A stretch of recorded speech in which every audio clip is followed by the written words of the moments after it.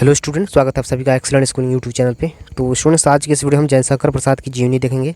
इसके पिछले वीडियो में हमने आचार्य रामचंद्र शुक्ल का जीवन परिचय देखा था और उसमें हमने ये भी सीखा कि बोर्ड एग्जाम में हमको कैसे जीवन परिचय लिखना है, ठीक है, ताकि हमें पूरे मार्क्स मिल सकें। अगर आपने उस वीडियो को नहीं देखा है तो इस वीडियो को आप ध्यान से देख लीजिए। इसमें भी मैंने वही चीज़ें बताई है जो आपको मैंने पिछले वीडियोज़ में बताया था, ठीक है। तो चलिए स्टार्ट करते हैं। सबसे पहला हेडिंग हमारा होता है क्या है, सबसे पहले हमने पिछले वीडियो में क्या रखा था, हमने रखा था जीवन परिचय। जो भी लेखक हैं उनका जीवन परिचय हेडिंग डालना है पहले, फिर उसके बाद उसमें जीवन परिचय उनका स्टार्ट कर देना है। तो हम यहाँ से स्टार्ट करते हैं जयशंकर प्रसाद की जीवनी। तो जयशंकर प्रसाद का जन्म काशी के प्रसिद्ध वैश्य परिवार में 30 जनवरी 1889 ईस्वी को हुआ था। इनका परिवार सुगनी साहू नाम से प्रसिद्ध था, ठीक है। इनके पिताजी का नाम देवी प्रसाद था। इनको जन्म से ही साहित्यिक वातावरण प्राप्त हुआ। इन्होंने 9 वर्ष की आयु में एक कविता की रचना की थी। देखिए स्टूडेंट्स, यहाँ पे जो भी मैंने तथ्य लिखा है इसको आपको याद रखना है। कम से कम आप इन तथ्यों को मिस मत करना, ठीक है। अगर आप थोड़ा बहुत ज़्यादा लिख भी देते हो तो आपके मार्क्स नहीं कटेंगे, लेकिन अगर आप जीवन परिचय में जो मोस्ट इंपॉर्टेंट तथ्य हैं उनको अगर आप मिस कर देते हो, उनको नहीं लिखते हो, तो आपका जो नंबर है वो कम हो जाएगा, गारंटी है, ठीक है। तो चलिए अब यहाँ पे आगे बढ़ते हैं हम। प्रसाद जी के माता पिता की मृत्यु के बाद इनकी शिक्षा दीक्षा का प्रबंध इनके बड़े भाई शंभुनाथ जी ने किया था। प्रसाद जी घर पे ही योग्य शिक्षकों से अंग्रेजी और संस्कृत का अध्ययन किया।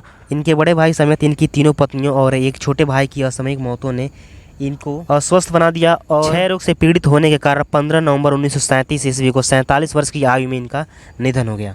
तो ये था इनका जीवन परिचय। अब हम साहित्यिक रचनाएं देखेंगे। ये आपका नेक्स्ट हेडिंग होना चाहिए, ठीक है। इसमें जैसे कि मैंने यहाँ पे लिखा है, इनकी रचनाएं जो है इस प्रकार हैं, जिसमें से पहला है नाटक। नाटक में जो इनकी रचनाएं हैं वो चंद्रगुप्त, स्कंदगुप्त और अजातशत्रु है। इनकी दूसरी रचना है कहानी संग्रह। इसमें इन्होंने प्रतिध्वनि, छाया, इंद्रजाल, ये सारी चीज़ों का सृजन किया। और तीसरा जो है इनका वो है काव्य। काव्य में इन्होंने कामयानी, महाकाव्य और झरना और लहर, ये सारी चीज़ें इन्होंने लिखा था। और चौथा जो है उनका ये है उपन्यास, जिसमें इन्होंने कंकाल और तितली। पाँचवा जैसे यहाँ पे आप देख सकते हैं, पाँचवा है निबंध संग्रह। निबंध में इन्होंने काव्य कला आदि लिखा है। यहाँ पे आपको बोर्ड एग्जाम में पूरी रचनाएं नहीं लिखनी है, बस 2 से 3 आपको लिखनी है जो प्रसिद्ध है, ठीक है। अब हमारा जो नेक्स्ट हेडिंग होगा वो होगा भाषा शैली। तो प्रसाद जी की जो भाषा शैली थी वो वर्णनात्मक थी, भावनात्मक, चित्रात्मक और सूक्ति शैली थी, ठीक है।